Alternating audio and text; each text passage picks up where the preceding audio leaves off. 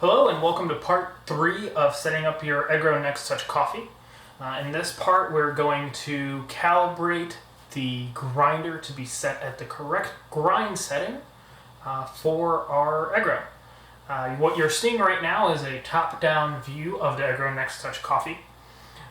There's a reason, of course, why we didn't hang the cool coffee module after we connected it, and that is because we're actually going to take off this top plate. To give you some quick familiarity with the top plate, it has on here these little gears. Those are our 4 motors that power our hopper augers. And in these auger mounts here have a sensor inside of them. You'll see the little infrared guides there.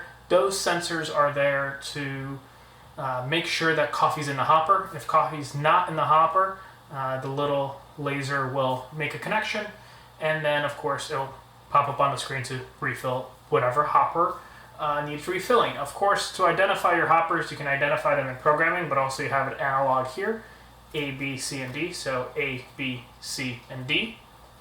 From that, one other thing that you can do with the hoppers off when they're when you have nothing on here is you could actually take off this plate. So if you pull this tab, pull it towards you, you can actually get into the funnel that is then leading you into the grinder.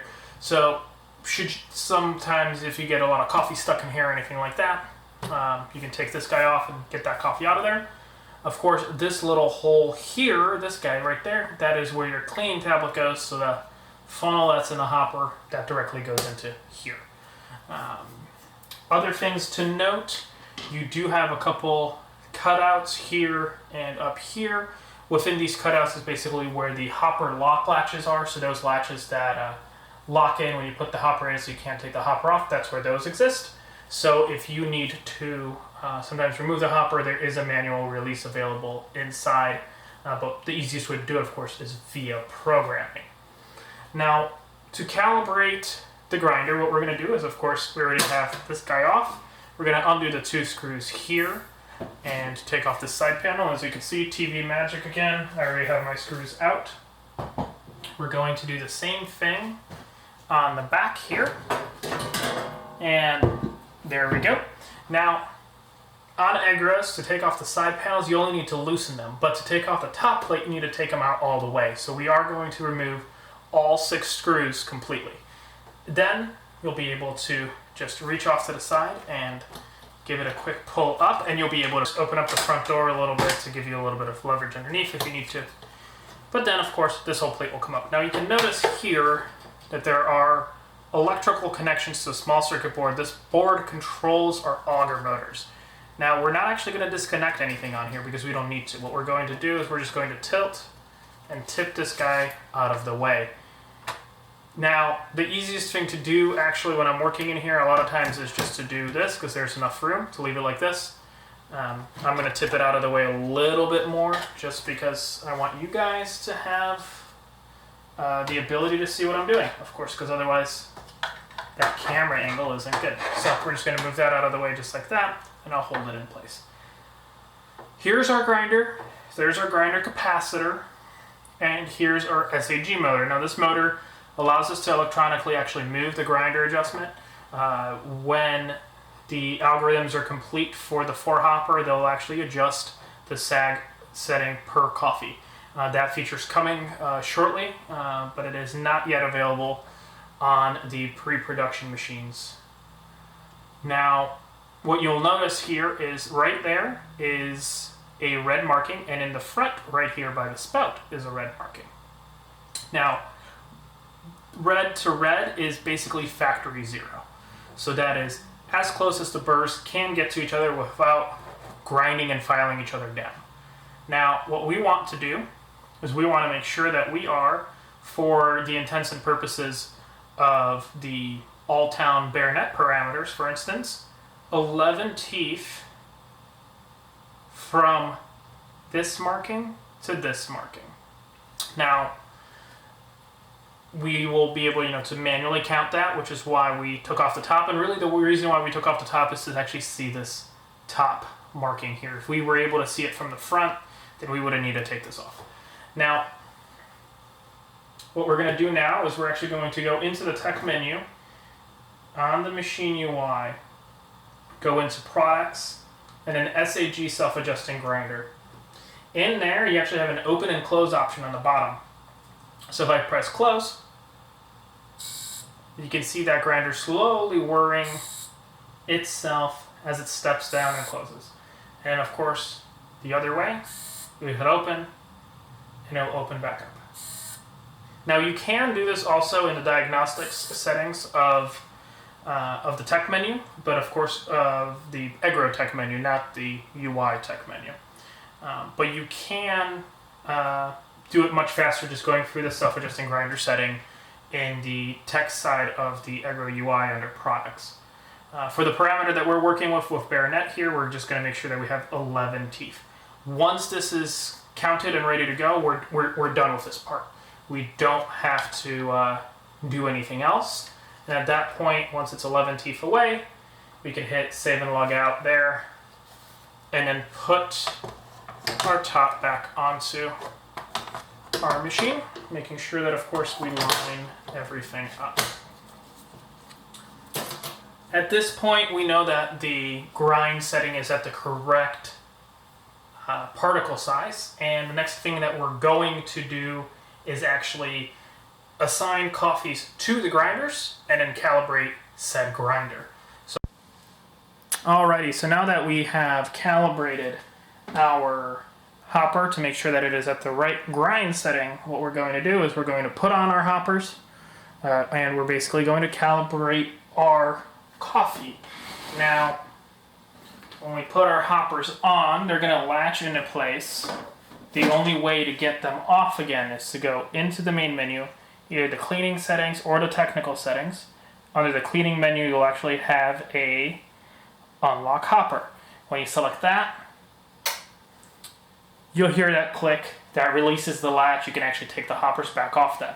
Otherwise, they will be locked into place. Now, to calibrate our grinder hopper dose basically properly is we do require you to have a scale, so you will need to grab a gram scale. The more accurate, the better. And what we are going to do is, via programming, we're going to go into our product section and then hoppers and blends. Now, you can see here we have our hoppers, hopper A, B, C, and D, and it's also labeled A, B, C, and D, just like they were labeled on top of the machine.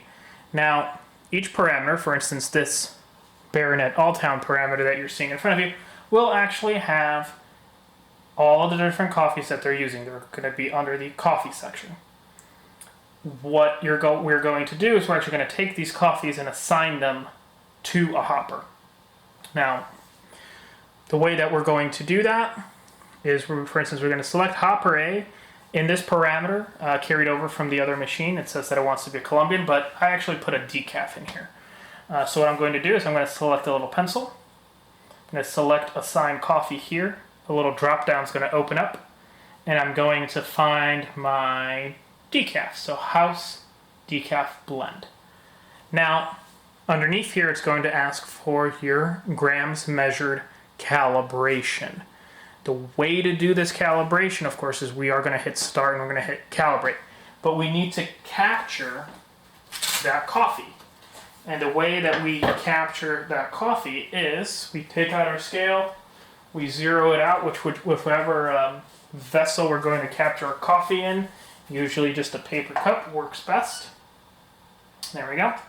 We're actually going to open our door and our ground spin so that we can swing out our brew group, place our cup underneath the spout, and hit start. At this point, the auger is going to dose and the grinder is going to grind. Eventually it's going to run through and finish grinding. Now, when you're starting off fresh, which means there was never any coffee in the hopper, run the start calibration 3 times and don't weigh anything. Just run it 3 times and let it fill up the full auger.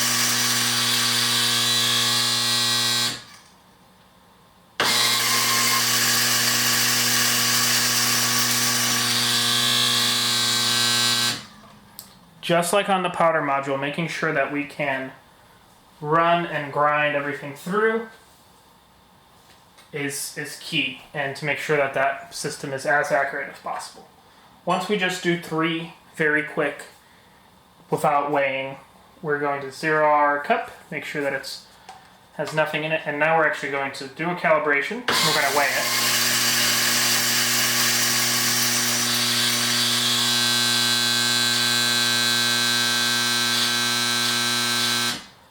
There we are. So after 3 unweighed calibrations, we do our 4th and we weigh it, and we have 12.4. Now that's 12.4, and I personally like doing an average of 3, just because coffee beans aren't all the same size, especially when we're dealing with blends. So I'm going to grind 2 more times, weighing each time.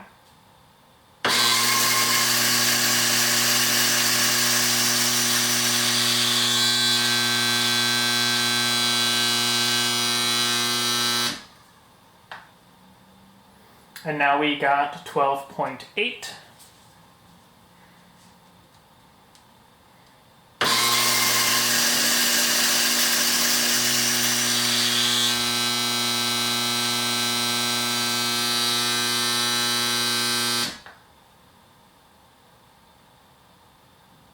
And now we have 12.4 again.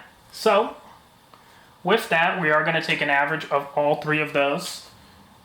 So very fast math tells me that that is going to come out to 12.53. So we're going to tell that to be just 12.5. At this point, for this coffee, we can close everything up. But if you're doing more than 1 coffee, of course, leave it open. But just so that you have it in shot, let me make sure. There we go. So now in grams measured, I'm going to select that 10 that's in there. I'm going to put in 12.5, hit the check mark to save it, and then hit save to save it again. And now our decaf is calibrated.